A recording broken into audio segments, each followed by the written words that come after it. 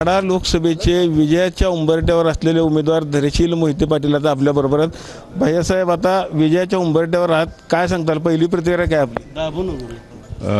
माझी पहिली प्रतिक्रिया ही आहे की मतदारांनी मला उभं केलं होतं आणि मतदारांनी माझ्या विजयाच्या दिशेने वाटचाल चालू ठेवलेली आहे। आत्तापर्यंत 40,000चं लीड पडलेला आहे, अजून निम्म्या फेऱ्या बाकी आहेत मोजण्या।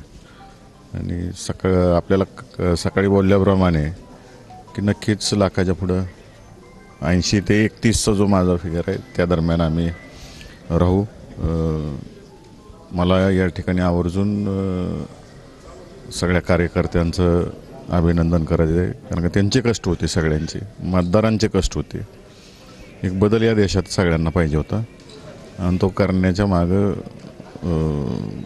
जनतेनेच मनावर घेतलं होतं आणि ते दिसून येते। आता राज्यात सुद्धा जर आपण बघितलं तर महाविकास आघाडी सध्या आघाडीवरतीच आहे, काय कसं बघता येईल? महाविकास आघाडीच्याच बाजूने कौल होता राज्यामध्ये, त्यामुळं आपल्याला दिसते की महाविकास आघाडीचे आत्तापर्यंत 28 ठिकाणी आघाडीवर उमेदवार दिसून येत आहेत आणि तशीच मेजॉरिटी राहील असं मला वाटतं। काय भविष्यात काय काम असणार? विजय झाल्यानंतर जनतेची कशा पद्धतीने सेवा असणार? अख्ख्या पूर्ण इलेक्शनमध्ये मी ज्या तालुक्यामध्ये जी आश्वासने दिलीत ती पूर्तता करण्याच्या दृष्टिकोनातून मी प्रयत्न करणार।